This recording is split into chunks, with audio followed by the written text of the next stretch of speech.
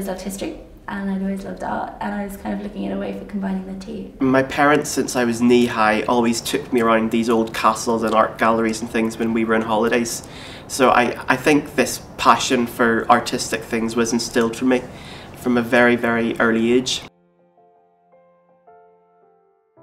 Well, history of art, of course, does not stand on its own, or artworks does not stand on their own. They really function in a culture, in a visual culture, but also in a history. Quite often, an artwork is a beautiful piece. It's a lovely thing to look at, but it's also a historical document. It's historical evidence. It's appealing to the people that are looking at it and going, well, what am I looking at here, and why is it like this, and why am I seeing it this way?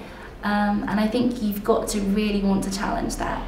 Not just look at it and go, oh, that's really lovely, or that's pretty. You've got to look at it and go, why is that lovely, and why do I think it's pretty, and should I think it's pretty, and what is pretty? When you do art history, you do art, you do history, you do critical theory, you do philosophy, you do a little bit of literature, a little bit of psychology perhaps sometimes even. You do get the grounding in kind of the traditional art, but you can branch out beyond that. You're not confined in it in any way. You do primarily core courses in your first year. You have a couple of optional courses to do in your second year, and then another optional course and a thesis in your third year. Some people have studied it for A-level and some of us hadn't, so there was a kind of levelling of the pitch a little bit. Each week there are several lectures that you have to go to as a student. There are several meetings with your tutors to discuss the papers that you have read for that week. You will have reading lists to go through, so you will spend some time in the library. But really, that is also the workload is also what you make of it. In your second year, a non-Western option and a modern option are compulsory. We really would like our students to get into the museums. Quite often we lecture or we have tutorials in the Ashmolean Museum, Pitt Rivers Museum, History of Science Museum, and we stand in front of the actual object. For second year, you do something called collection placement, where they set up, it's essentially a bit like an internship, I guess, with a lot of the main galleries or museums.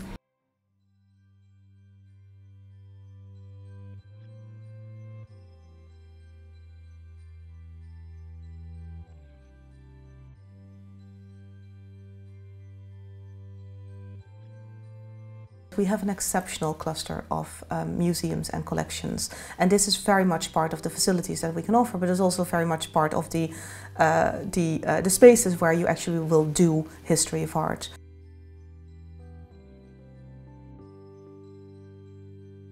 The Ashmolean speaks for itself, it's just huge. And also colleges have their own little collections. We have the Pitt Rivers Museum, which is it's a museum of ethnography, but it is also basically a museum of museums. It really displays, or it shows you the history of museum display right within the space of the museum. Then we have the National History Museum, which is probably the most beautiful building of Oxford. The libraries are just packed full of anything you could ever want.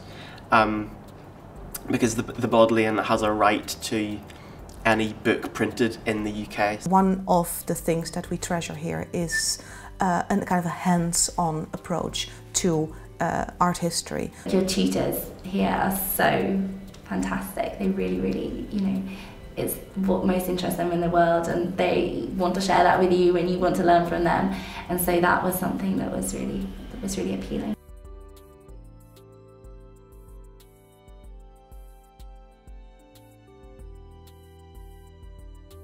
You're thinking, this is so scary, I'm going to be talking to the person that wrote the book. But actually it's such a lovely setup. What is special about the Oxford system is that you have this great dialogue and this ongoing dialogue with a student for basically 3 years. And so not only I would like to guide them in developing their own thoughts on this body of material that we offer, but it is very much meant to be a dialogue. You kind of play ideas off each other, so you're working with the other students and listening to their ideas, and quite often they'll have approached a topic in a completely different way. You will be writing basically an essay a week, and quite often the topic of the essay is entirely free.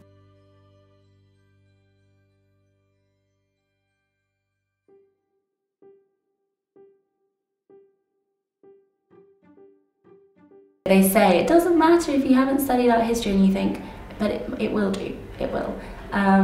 But it actually doesn't, it really doesn't. What we really are looking for is someone with a kind of a sensitivity for the visual and for visuality. You'll be given something visual to work with, to look at. So if you're looking at it and you think, oh, this is interesting, or you can just literally, if you kind of verbalise that internal, oh, that's quite quirky, it's really easy. Just say what you think. When you're asked questions, the people interviewing you, I don't think they have an answer in their head and you need to score bingo with this answer.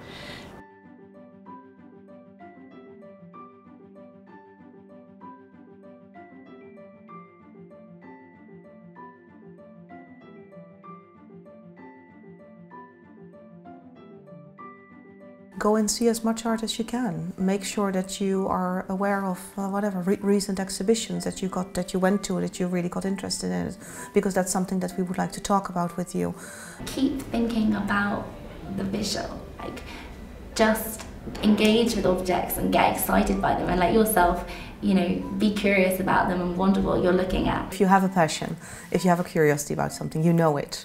The point is following it. What they're after is that you kind of are able to think for yourself and give a balanced and thought through opinion. When I found out I got accepted onto the course, it was really great. It was nearly Christmas and my dad was at home, and I think he was so worried for me because I think he knew that I really, really wanted it. And so I had to do that thing where you can't open it in front of someone because you're thinking, I just need to. It was just a very kind of, is this really happening sort of feeling. I think my dad bought me flowers, which is very nice.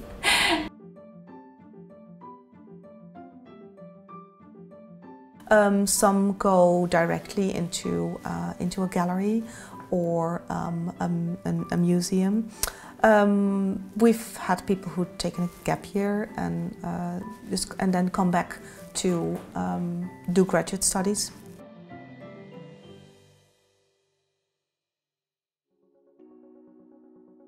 I've got this sort of leaning towards town planning, boring as that sounds. I was involved in, it's a scheme called Avada's Emerging Curators, and one with another two girls on the art history course actually, and we essentially were given free rein to curate our own exhibition. People also end up in journalism and education. They become teachers.